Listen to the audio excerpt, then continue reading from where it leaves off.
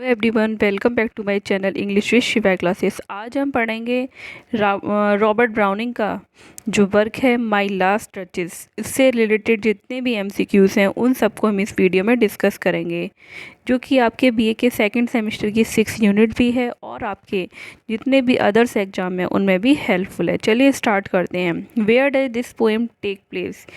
ये पोएम कहाँ लिखी गई थी? Answer is B, Ferrara, Italy. वहाँ पर उस जगह से इस पोएम को लिया गया है। What does the duke mean by her the duchess look went everywhere? Answer is C, she was tempted by other man and very unfaithful to the duke. वो बहुत ही टेम्प्टेड थी दूसरे लोगों के द्वारा और बहुत ही अनफेथफुल थी ड्यूक के लिए। What is the structure of this poem? इस पोएम का स्ट्रक्चर क्या है? राइम्ड और आयम्बिक पेंटामीटर इस पोएम का स्ट्रक्चर है। Answer is A.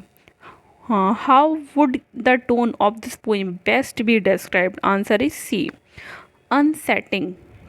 अनसेटलिंग इस पोएम की टोन है। What is the word mental as used in the poem? Her mental lives over my lady's wrist too much. Answer C, a clock.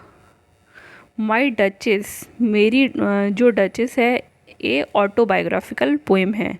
The story of this poem belong to which century? Answer is B, 16th century. ये question important है। The portrait of the duchess was painted by Fra Pandolf. Fra Pandolf के द्वारा उस painting को बनाया गया था।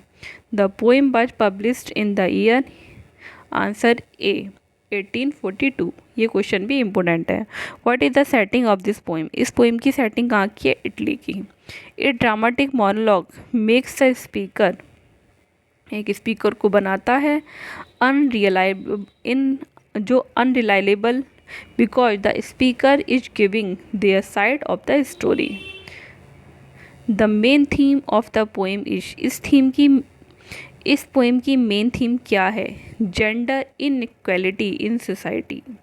Was the duchess unfaithful to him?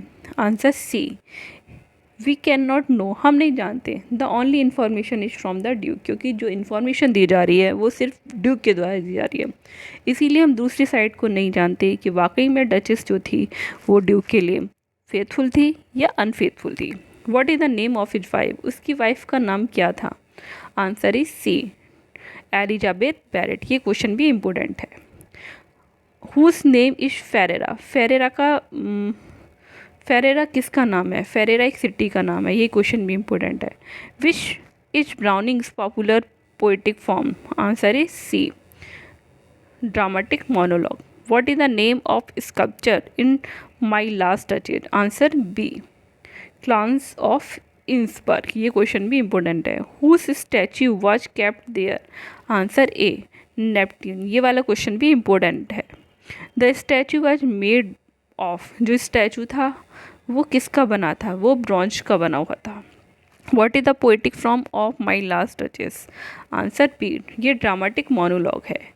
Who painted the picture of duchess? Answer C, Fra Pandolf ने उस पेंटिंग को बनाया था। ब्राउनिंग बिलोंग्स टू, ब्राउनिंग जो रॉबर्ट ब्राउनिंग थे वो कौन सी एज को बिलोंग करते थे? क्वीन विक्टोरिया एज को बिलोंग करते थे। My last duchess it is story of? Answer A, jealous lover. The Duke told the story in a satirical way. My last touches is regarded as the? Answer is D.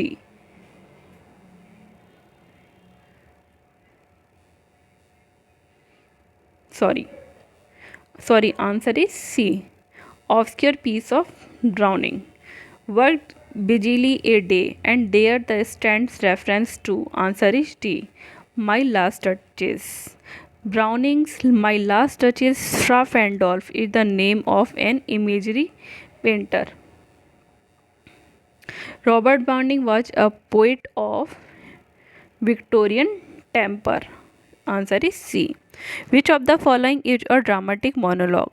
Answer D, The Last Ride Together. Browning returned to England after his wife's death to settle down quietly. And all right long we have not stayed refers to Porphyria's lover. इसी के साथ my last duchess से related जितने भी MCQs हैं finish होते हैं। I hope आपको वीडियो अच्छी लगे। Thanks for watching.